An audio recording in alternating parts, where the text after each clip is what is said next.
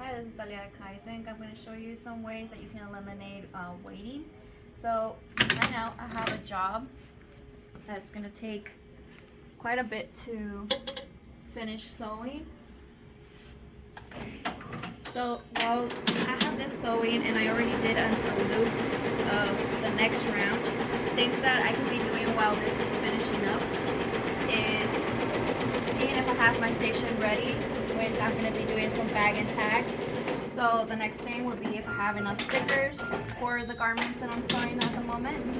And if I do, I check to see if I have my box ready and ready to go.